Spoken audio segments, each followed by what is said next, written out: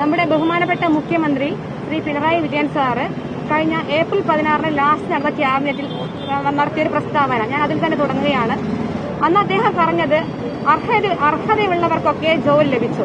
ഞങ്ങളെ ഈ 18 ദിവസത്തെ സമരത്തിൽ ഞങ്ങൾ ഏറ്റവും കൂടുതൽ മുറിപ്പെടുത്തിയ ഒരു പ്രസ്താവനയായിരുന്നു അത്. കാരണം നമ്മുടെ കേരളത്തിന്റെ ഏറ്റവും പ്രധാനപ്പെട്ട ഒരു വ്യക്തിയാണ് നമ്മുടെ നാട്ടിലെ ഭാവി വാഗ്ദാനങ്ങളോട് ഇങ്ങനെ പറഞ്ഞത്.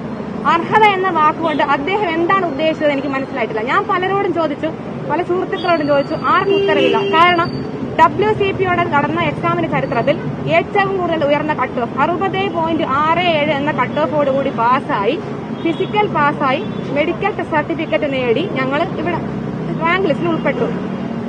എന്നിട്ട് ഒരു ലിസ്റ്റുകാർക്കും ഇല്ലാത്ത മറ്റൊരു പരീക്ഷ, ഈ തെരുവിൽ കിടന്ന തെരുവ് പരീക്ഷ, ഭക്ഷണമില്ല, വെള്ളമില്ല, ആൾക്കാരുടെ പരിഹാസം, പുച്ഛം, സഹതാപം, ഇതൊക്കെ കൊണ്ട് ഞങ്ങൾ ഇവിടെ പൊറുതിമുട്ടി. സാധാരണ എല്ലാവരും പറയും, മക്കളെ റാങ്ക് ലിസ്റ്റിൽ ഉൾപ്പെട്ടാൽ പോരാ, ക്യാമ്പിലെത്തിയാൽ നിങ്ങൾക്ക് ഭയങ്കരമായ അനുഭവങ്ങൾ ഉണ്ടാവും, നിങ്ങൾ അതുമായിട്ട് പൊരുത്തപ്പെടാൻ ബുദ്ധിമുട്ടാവുന്നൊക്കെ. പക്ഷേ ഈ തെരുവിൽ കിടന്ന് അനുഭവിച്ചില്ലെന്ന് ബാക്കിയൊന്നും ക്യാമ്പിലുണ്ടാവില്ലല്ലോ. ആ അവസ്ഥ ഞങ്ങൾ മനസ്സിലാക്കണം. പിന്നെ മറ്റൊരു ലിസ്റ്റുമായി കമ്പയർ ചെയ്യുന്നതല്ലെങ്കിലും ഞാൻ പറഞ്ഞു പോവുകയാണ്, കഴിഞ്ഞ ലിസ്റ്റിൽ 696 ആ റാങ്കിലൊക്കെയുള്ള കുട്ടികൾ കയറിയപ്പോൾ ഞങ്ങൾ ലിസ്റ്റിൽ എന്റെ സുഹൃത്തിനെ പോലെ 300 ആ റേഞ്ചിലുള്ള കുട്ടികൾ തെരുവിൽ കിടക്കുകയാണ്. എന്താണ് സാർ അർഹത? ഞങ്ങൾ എല്ലാവരും ഒരേ തരത്തിലുള്ള കുട്ടികളാണ്, സാമ്പത്തികമായി പിന്നാക്കാവസ്ഥയിലുള്ള വീടുകളിൽ നിന്ന് വരുന്ന കുട്ടികളാണ്. ഈ അർഹത എന്ന് പറയുമ്പോൾ എനിക്ക് മനസ്സിലാവുന്നില്ല. രണ്ടാമത്തെ കാര്യം, ഞങ്ങളിവിടെ ഇന്ന് 18ാമത്തെ ദിവസമാണ് നിരാഹാരം. അപ്പോ ഇവിടെ പലരും വന്ന് റോഡിൽ കൂടെ പോകുന്ന അമ്മമാരുണ്ട്, കുട്ടികളുണ്ട്, അങ്ങനെ എത്രയോ പേരുണ്ട്, ഓട്ടോറിക്ഷക്കാരുണ്ട്, ഹോട്ടലുകാരുണ്ട്, കുറേയേറെ ആൾക്കാരുണ്ട്. അവരൊക്കെ ഞങ്ങളടുത്ത് പറഞ്ഞു, മക്കളെ നിങ്ങൾ വിഷമിക്കേണ്ട, എല്ലാം ശരിയാവും, ഞങ്ങൾ ആശ്വസിപ്പിച്ചു. പക്ഷെ പിന്നെ പല നേതാക്കന്മാരൊക്കെയോ ഇവിടെ വന്നു. പക്ഷെ ഭരണപക്ഷത്തുള്ള നമ്മളുടെ കേരളം ഭരിക്കുന്ന ഒരു നേതാവ് പോലും ഞങ്ങളടുത്ത് വന്നില്ല.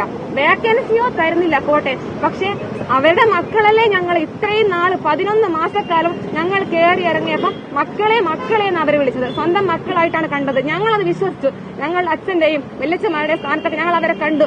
നമ്മൾ അച്ഛനമ്മയും പറഞ്ഞ് നമ്മൾ വിശ്വസിക്കില്ലേ, അവരെ വിശ്വസിച്ചു. അതാണ് ഞങ്ങളുടെ തെറ്റ്. എന്നിട്ട് ഞങ്ങൾ അവരെ മുറ്റത്ത് വന്ന് കിടന്നിട്ട് ഇത്രയും ഞങ്ങൾ കഷ്ടപ്പെട്ട് നിൽക്കുന്നതാണ്. ഒരു ആള് പോലും വന്നിട്ട്, ഒരു നേതാവ്, അതിൽ വനിതാ നേതാവോ അല്ലെങ്കിൽ വേറെ ഒരു നേതാക്കളും വന്നിട്ട് ഞങ്ങളടുത്ത് ചോദിച്ചിട്ട് നിങ്ങൾ ഭക്ഷണം കഴിക്കുന്നുണ്ടോ, വെള്ളം കുടിക്കുന്നുണ്ടോ, അങ്ങനെയൊന്നും ചോദിച്ചിട്ടില്ല. മൂന്നാമത്തെ കാര്യം, ദിനചര്യ. അത് ഞങ്ങൾ പറയേണ്ട കാര്യം തന്നെ. ഞങ്ങൾ ഒരു നേരമാണ് ആഹാരം കഴിച്ചത്. അത് പലരും പറയും അങ്ങനെയൊന്നുമല്ല, കള്ളമാണ്. അതൊക്കെ ഞങ്ങൾ ഈ സൈബർ ബുള്ളിങ്ങിന്റെ ഫലമായിട്ട് കുറേയേറെ തവണ ഞങ്ങൾ കേട്ടിട്ടുണ്ട്. രാവിലെ ഏതോ 2 ദിവസം ഞങ്ങൾ അവല് നനച്ച് കഴിച്ചു. തൊണ്ടയിൽ നിന്ന് ഇറങ്ങാത്തതുകൊണ്ട് പച്ചവെള്ളം ഒഴിച്ചിട്ടാണ് ഞങ്ങളത് കഴിച്ചത്. എന്നിട്ട് പലർക്കും കഴിക്കാൻ പറ്റൂല, അല്ലെങ്കിൽ ഞങ്ങൾക്ക് ഭക്ഷണം കഴിക്കാൻ പറ്റില്ലായിരുന്നു. കാരണം നിരാഹാരം കിടന്ന കുട്ടികൾ ഇവിടെ ഉണ്ടാകുമ്പോൾ നമ്മളെ കൂടെയുള്ള കുട്ടികൾ ഭക്ഷണം കഴിക്കാണ്ട് ഇവിടെ കിടക്കുന്ന സമയത്ത് മനുഷ്യത്വമുള്ള ഒരാൾക്കും വയറ് നിറച്ച് ആഹാരം കഴിക്കാൻ പറ്റില്ല. എന്നിട്ട് ഞങ്ങൾ കഞ്ഞി ഉണ്ടാക്കും. ആ ഉള്ള കഞ്ഞി എല്ലാവരും കഴിക്കും. വൈകുന്നേരത്തേക്ക് ഇത്തിരി കഞ്ഞി ബാക്കിയുണ്ടാവും. അത് ഞങ്ങൾക്ക് ഡെയിലി ഒരു 5-6 രോഗികളായ കുട്ടികളുണ്ടാവും, അവർക്ക് കഴിക്കാൻ കൊടുക്കും. അപ്പോഴും ബാക്കിയുള്ളവർ സ്വന്തം വിശപ്പടക്കി ഇവിടെ കിടന്നു. പലരും ഇതിലെ കൂടെ പോയി. ഒരാൾ പോലും ചോദിച്ചിട്ടില്ല നിങ്ങൾ എവിടുന്ന് ഭക്ഷണം കഴിച്ചു. വിമർശിക്കാൻ ഒട്ടേറെ പേരുണ്ടായിരുന്നു, ഒരാൾ പോലും ചോദിച്ചില്ല. പിന്നെ ഞങ്ങൾ ഇവിടെ ലഗേജ് വെക്കാനും ഞങ്ങൾക്കൊന്ന് ഫ്രഷ് ആവാനും വേണ്ടി മാത്രം ഒരു റൂം, ഒരു ചെറിയൊരു കെട്ടിടം, അത് ഞങ്ങളുടെ ആ വ്യക്തിയുടെ പേര് ഞാൻ ഇവിടെ പരാമർശിക്കുന്നില്ല.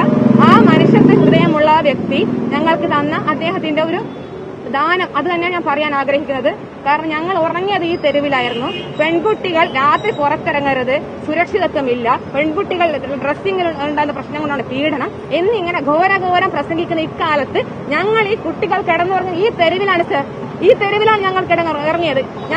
ഞങ്ങൾക്ക് വേണ്ടി അപ്പൊ സംസാരിക്കാൻ ആരുണ്ടായിരുന്നില്ല. ഈ എത്രയോ മഴ പെയ്തിട്ടും വെയിലുണ്ടായിട്ടും മഞ്ഞുണ്ടായിട്ടും ഒക്കെ ഞങ്ങൾ ഇവിടെ തന്നെയാണ് കിടന്നത്. എത്രയോ ദിവസങ്ങൾ മഴ പെയ്തപ്പോൾ ഈ ബലമില്ലാത്ത കൈകൾ എന്ന് പറയുന്ന ആൾക്കാരെടുത്ത് ഞങ്ങൾ ഈ കൈ കൊണ്ട് ടാർപ്പായി പൊക്കി പിടിച്ച്, വയ്യാത്തവരുണ്ടാവും, അവരെ നനയ്ക്കാൻ നമുക്ക് പറ്റില്ലല്ലോ, പനി പിടിക്കും. അപ്പൊ ഞങ്ങൾ കുറെ പേരൊക്കെ എത്രയോ 5-4 മണിക്കൂറുകളൊക്കെ ടാർപ്പായി പൊക്കി പിടിച്ചു നിന്നു. അപ്പോഴൊന്നും മാധ്യമങ്ങളത് കണ്ടിട്ടുണ്ടാവില്ല. കാരണം പുലർച്ചെയാ മഴ പെയ്യാം. 3 മണിക്കൊക്കെ മഴ പെയ്ത് 4:30, 7:30, 8:00 മഴ തീർന്ന അവസ്ഥയുണ്ട്. ഞങ്ങൾ അറിയില്ല, നമ്മൾ ഉറക്കത്താണ് മഴ വന്ന് വീഴാം. അപ്പൊ എന്താ സംഭവിക്കും ഞങ്ങൾക്ക് തിരിച്ചറിയില്ല. ചിലപ്പോൾ ഇവിടെ നിൽക്കുന്ന പോലീസുകാർ മക്കളെ മഴ പെയ്യുന്നതിന്റെ എഴുന്നേക്കുന്ന അവർ പറയും. കാരണം അവരും മനുഷ്യ ഹൃദയമുള്ള ആൾക്കാരാണല്ലോ. അപ്പൊ നമ്മൾ പെട്ടെന്ന് എഴുന്നേറ്റ് എന്നാന്ന് സംഭവിക്കില്ല. ഈ എല്ലാം കൂടെ വാരിക്കെട്ടി ബാഗും ബെഡ്ഷീറ്റും പായയും തലയണും എല്ലാം പ്ലക്കാർഡും ഒക്കെ കൂടി വാരിക്കെട്ടി ഒരു ടാർപ്പായിന്റെ ഉള്ളിൽ ഞങ്ങൾ ഇവിടെ ഇരിക്കും. അപ്പോഴും ഞങ്ങളെ അവസ്ഥ ആരും മനസ്സിലാക്കിയില്ല. പിന്നെ 2 ദിവസം മുന്നാണ് ഇതിനുള്ള പാമ്പ്, വേറെ ആരും വന്നില്ലെങ്കിൽ ഒരു പാമ്പ് അതിലോട്ട് ഇറങ്ങി വന്നു. ആള് നല്ല രക്ഷമുള്ള ഐറ്റം തന്നെയായിരുന്നു. ഒന്ന് ആലോചിച്ചോ, ഇത്രയും നാള് ഞങ്ങൾ വിചാരിച്ചു ഇവിടെ സേഫ് ആണ്, കുഴപ്പമില്ല, എന്തെങ്കിലും ആക്കി ജീവിക്കാം. ഇപ്പൊ ഈ പാമ്പിനെ പേടിച്ചു വേണം ഇന്നലെ വരെ ഞങ്ങൾ കടന്നുറങ്ങിയത്. അത് പറഞ്ഞപ്പോൾ അതും പലർക്കും ട്രോളാനുള്ള ഒരു ചാൻസ് ആയിരുന്നു. പക്ഷേ നിങ്ങളൊന്ന് ആലോചിച്ച് നോക്കുക, നിങ്ങളെ മക്കളാണ് ഇങ്ങനെ ഈ ഒരു മരണത്തിന്റെ കയ്യകലത്ത് കിടക്കുന്നതെങ്കിൽ എന്ത് നിങ്ങൾ പറയും? ഞങ്ങൾ ഇവിടെ നിൽക്കുന്നത് വേറൊന്നിനും വേണ്ടിയല്ല, ഞങ്ങൾക്ക് അവകാശപ്പെട്ട ജോലിക്ക് വേണ്ടിയാണ്, ഞങ്ങളുടെ കഷ്ടപ്പാടിന് അർത്ഥം വരാനാണ്, ഞങ്ങളുടെ കുടുംബത്തിനെ പുലർത്താൻ വേണ്ടിയിട്ടാണ്, അല്ലാതെ ഒരിക്കലും സ്വാർത്ഥതയ്ക്ക് വേണ്ടിയല്ല. ഞങ്ങളൊക്കെ ഓരോ കുടുംബത്തിന്റെ അത്താണികളാണ്. ഞങ്ങൾ വീണ് പോയാൽ ആ കുടുംബങ്ങൾ ഉണ്ടാവില്ല. അതൊന്ന് എല്ലാവരും മനസ്സിലാക്കണം. എത്രയോ പേർ ഞങ്ങളെ പരിഹസിച്ചിട്ടുണ്ട്. അവരൊന്നും കാര്യം അറിയാതെയാണ് പരിഹസിക്കുന്നത്. പിന്നെ സാമ്പത്തിക മാന്ദ്യം ഈ കഴിഞ്ഞ സംസ്ഥാന ബജറ്റിൽ നമ്മുടെ ധനകാര്യമന്ത്രി പറഞ്ഞത് കേരളം സാമ്പത്തിക മാന്ദ്യത്തിൽ മുക്തി നേടിയിരിക്കുന്നു, അതില്ല എന്നൊക്കെയാണ് അദ്ദേഹം പറഞ്ഞത്. പക്ഷേ ഞങ്ങളുടെ നിയമനം പറയുമ്പോൾ മാത്രം ഈ സാമ്പത്തിക മാന്ദ്യം പൊങ്ങി വരും. അത് എന്താണെന്ന് കാരണം ഞങ്ങൾക്ക് മനസ്സിലാവുന്നില്ല. ഇപ്പൊ ഞാൻ കഴിഞ്ഞ നമ്മളെ പ്രമുഖ മീഡിയ ചാനലുകൾ കണ്ടതാണ്, 4ാം വാർഷികം ആഘോഷിക്കാൻ 25 കോടി 25 ലക്ഷമല്ല 25 കോടി. ക്ലിഫ് ഹൌസിൽ പുതിയ സ്വിമ്മിംഗ് പൂളിന് 4.5 ലക്ഷം. അത് പോരെങ്കിൽ പുതിയ ഫണ്ട് പിന്നെ അനുവദിക്കും. ഇതിനൊക്കെ ഫണ്ടുണ്ടല്ലോ. ഈ സാധാരണക്കാരായ കൂലിപ്പണിക്കാരായ മക്കൾക്ക് ഞങ്ങൾ ഞങ്ങൾക്ക് ജോലി തരൂ, ഞങ്ങൾക്ക് ജോലി തരൂ, ഞങ്ങൾ ജോലി ചെയ്യാൻ തയ്യാറാണ് എന്ന് പറഞ്ഞിട്ട് ഈ തെരുവിൽ കിടന്ന് ഇറങ്ങിയിട്ട് ഞങ്ങൾക്ക് തരുന്ന ജോലിക്ക് ശമ്പളം തരാൻ അവരുടെ കയ്യിൽ പൈസയില്ല. പക്ഷേ ഈ വാർഷികം ആഘോഷിക്കാനും ക്ലിഫ് ഹൌസിൽ നീര് പിടിക്കാൻ വേണ്ടി സ്വിമ്മിംഗ് പൂൾ ഉണ്ടാക്കാനും പൈസയുണ്ട്. അതിന്റെ അർത്ഥം ഞങ്ങൾക്ക് മനസ്സിലാവുന്നില്ല. പിന്നെ പലരും പറഞ്ഞ രാഷ്ട്രീയ പ്രേരണ. ഞാൻ ചർച്ചയ്ക്കൊക്കെ പോയ സമയത്ത് പലരും പറഞ്ഞാണ് നിങ്ങൾ വന്നതിന്റെ കാര്യം ഞങ്ങൾക്കറിയാം, നിങ്ങളുടെ പുറകിൽ ഏതോ രാഷ്ട്രീയ സംഘടനയുണ്ട്. ആരൊക്കെയുണ്ട്? ഞങ്ങളെ പുറകിൽ ആരുമില്ല. ഞങ്ങൾക്ക് പുറകിൽ ഞങ്ങളുണ്ട്, ഞങ്ങളുടെ അച്ഛനമ്മമാരുണ്ട്, അവരുരുകുന്ന മനസ്സുണ്ട്. വേറെ ആരും ഞങ്ങളുടെ കൂടെ ഇല്ല. കാരണം അങ്ങനെ ഉണ്ടെങ്കിൽ നിങ്ങൾക്ക് അങ്ങോട്ട് നോക്കിയാൽ മനസ്സിലാവും, ഒരു ടാർപ്പായി പോലും അവിടെ കെട്ടിയിട്ടില്ല. ആകെ ഞങ്ങൾക്ക് ഇവിടെ കുടിവെള്ളം മാത്രം. അപ്പോ അത്രയും ഞങ്ങൾക്ക് അങ്ങനെ ഉണ്ടെങ്കിൽ ഒരു രാഷ്ട്രീയ പ്രേരിതമായ സമരമാണെങ്കിൽ ഈ മഴ നനയായതും വെയിലത്ത് നനയായതും ഞങ്ങൾ ഇവിടെ കിടക്കുമല്ലോ. ഞാൻ കഴിഞ്ഞ ദിവസം ഈ റോഡ് തലകറങ്ങി വീണു. അപ്പൊ എന്നെ കൊണ്ടുപോയത് എന്റെ കൂടെയുള്ള എന്റെ സുഹൃത്തുക്കളാണ്. രാഷ്ട്രീയ പ്രേരിതമായ ഒരു സമരമാണെങ്കിൽ ഞാൻ അവിടെ തലകറങ്ങി വീഴില്ലായിരുന്നു. ഞാൻ അന്ന് വീണത് ആഹാരം കഴിക്കാത്തതിന്റെ പുറത്താ, ടെൻഷൻ കൂടിയതിന് പുറത്താ. എനിക്ക് അങ്ങനെ എന്റെ പുറകിലൊരു സംഘടനയുണ്ടെങ്കിൽ എനിക്ക് ഉറപ്പായും ടെൻഷൻ ഉണ്ടാവില്ല, ഞാൻ ആഹാരം കഴിക്കുമായിരുന്നു. അന്ന് ഞാൻ വീണ് 2 ബസ്സിന്റെ ഇടക്കാണ്. എന്റെ എന്തോ ആയുസിന്റെ ബലം കൊണ്ട് ഞാൻ രക്ഷപ്പെട്ടു. ഞങ്ങൾക്ക് അസുഖം വന്നാലും എന്ത് സംഭവിച്ചാലും ഞങ്ങൾ തന്നെയാണ് ഓടിക്കൊണ്ടിരുന്നത്. അതുകൊണ്ട് തീർച്ചയായും എനിക്ക് പറയാൻ പറ്റും, ഞങ്ങളുടെ പേരിൽ പുറകിൽ ഒരു സംഘടനയും ഇല്ല. പിന്നെ ഇവിടെ വന്ന നേതാക്കന്മാർ അവരെ ആരെയും ഞങ്ങൾ വിളിച്ചതല്ല, അവരായിട്ട് വന്നതാണ്, അവരായിട്ട് സംസാരിച്ചതാണ്. ഞങ്ങൾ ഇങ്ങനെ വിങ്ങുന്ന മനസ്സുമായിട്ട് ഇവിടെ നിൽക്കുമ്പോൾ ഒരാൾ വന്ന് കാണുമ്പോൾ സ്വാഭാവികമായിട്ട് നമ്മളെ വിഷമം നമ്മൾ പറഞ്ഞു പോകും. അങ്ങനെയാണ് ഞങ്ങളത് പറഞ്ഞത്. അന്ന് ചെന്നിത്തല സാർ വന്ന ദിവസം എന്റെ സുഹൃത്ത് അവൾ തലകറങ്ങി വീണു. ആ വീണതിന്റെ പുറകിൽ ആ കുട്ടി അനുഭവിക്കാത്ത പ്രശ്നങ്ങളില്ല, ട്രോളോ എന്തൊക്കെയൊക്കെയോ വന്നു. അതിന്റെ സത്യാവസ്ഥ ആരും അന്വേഷിച്ചില്ല. അന്ന് പുലർച്ചെ 3 മണിക്കാണ് ആ കുട്ടി BP 160 ഹോസ്പിറ്റലിൽ ഡിസ്ചാർജ് ആയി വന്നത്. എന്നിട്ട് ഇവിടെ സമരപ്പന്തലിൽ ആള് കുറയരുത്, നമുക്ക് ഒരു ശക്തി വേണം എന്നതിന്റെ ഫലമായി ആ കുട്ടി ഇവിടെ വന്നതും അവള് ആ വീഡിയോ കൃത്യമായി കാണാം, അവള് തല ഇങ്ങനെ കഴുകുന്നുണ്ട്. അങ്ങനെയാണ് അവള് വീണത്. അതുപോലെ ഇവിടെ ചില ആൾക്കാർ, ഞാൻ ചില വിവരദോഷികൾ എന്ന് തന്നെ ഞാൻ പറയും, അവർക്ക് അച്ഛനോ അമ്മയോ പെങ്ങന്മാരോ ആങ്ങളമാരോ ഒന്നും ഉണ്ടാവില്ല, മനുഷ്യന്മാരെ അല്ല, മനുഷ്യന്റെ വേദനയിൽ വരെ എന്തൊക്കെയോ വൈരാഗ്യമോ പകയോ എന്തൊക്കെയോ കലർത്തി അവർ സംസാരിച്ചു.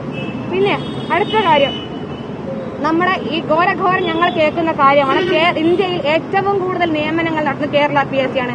മറ്റൊരു വസ്തുതയുണ്ട്, ഇന്ത്യയിൽ കേരള PSCയിലുള്ള അംഗങ്ങളുടെ അത്ര അംഗങ്ങളുള്ള മറ്റൊരു PSC ഇല്ല. 21 അംഗങ്ങൾ. അവർക്കൊക്കെ ലോകത്തെവിടെയും കേട്ടിട്ടില്ലാത്ത സാലറി. UPSCയിൽ പോലും 10-11 അംഗങ്ങളേ ഉള്ളൂ.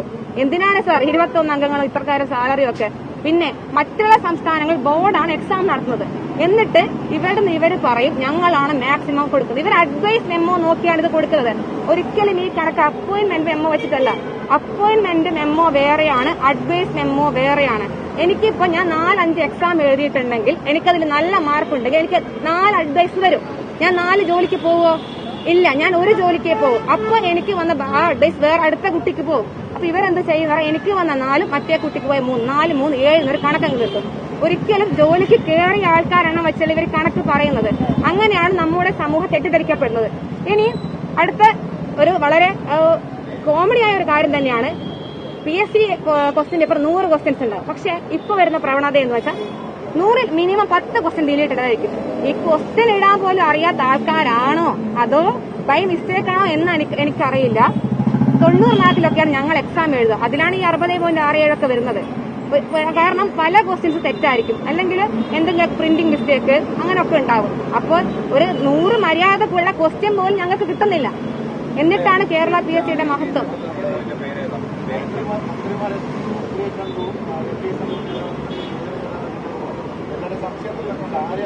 ഞാനിത് പറഞ്ഞ് കംപ്ലീറ്റ് ചെയ്ത് പറഞ്ഞാൽ പോരെ. ഇനി ഇന്ന് നിങ്ങൾക്കൊക്കെ അറിയാവുന്ന കാര്യമാണ്, ഞങ്ങളെ ഗവൺമെന്റ് തിരിഞ്ഞു നോക്കിയില്ല, ഒരു മനുഷ്യ കുട്ടികളെന്ന പരിഗണന പോലും തന്നില്ല, ഒന്നും തന്നില്ല. പക്ഷേ ഒരു മനുഷ്യ ഹൃദയമുള്ള വ്യക്തി, അദ്ദേഹത്തിന് ഹൃദയമുണ്ട്. അത് ഫാറ്റ്യൂണ ഫൗണ്ടേഷന്റെ അവർ വന്നിട്ട് ഞങ്ങളെ ഇവിടെ ഉള്ള 50 കുട്ടികൾക്ക് ജോലി നൽകാമെന്ന് പറഞ്ഞു. അവർ സാലറിയും പറഞ്ഞു, CPO നിങ്ങൾക്ക് കയറി എത്ര സാലറി കിട്ടും അതേപോലെ അത്രയും നല്ലൊരു സാലറി അത് കൂടിക്കൂടി വരുമെന്നും പറഞ്ഞു. അത് ഞങ്ങൾക്ക് വേറെ ഒന്നും ഇല്ലെങ്കിൽ ഞങ്ങളെ സമരത്തിന്റെ ഒരു വിജയമായിട്ട് ഞങ്ങളത് കാണുന്നു. കാരണം ഇവിടെയുള്ള ഒരു കുട്ടികളും, എല്ലാ കുട്ടികളും അവർക്ക് വീട്ടിൽ അത്രയും കഷ്ടപ്പാടാണ്. കാറ്ററിംഗ് ജോലിക്ക് പോയിട്ട് കുടുംബം പുലർത്തുന്നവരുണ്ട്, ട്യൂഷൻ എടുത്ത് കുടുംബം പുലർത്തുന്നവരുണ്ട്, വയസ്സായ ആളുകളെ വീട്ടിൽ പോയി പരിചരിച്ച് കുടുംബം പുലർത്തുന്നവരുണ്ട്, കൂലിപ്പണിക്ക് പോയിട്ട് കുടുംബം പുലർത്തുന്നവരുണ്ട്, ടോയ്ലറ്റും ബാത്റൂമും കഴുകി കുടുംബം പുലർത്തുന്നവരുണ്ട്, സുഖമില്ലാത്ത അച്ഛനമ്മമാരുണ്ട്. അങ്ങനെയുള്ള കുട്ടികളാണ് ഇവിടെ ഉള്ളത്. അപ്പൊ ഞങ്ങൾക്ക് ആ ജോലി ഞങ്ങൾക്ക് മരുഭൂമി ഒരു മഴ പെയ്ത പോലെ ഒരു അനുഭൂതിയായിരുന്നു.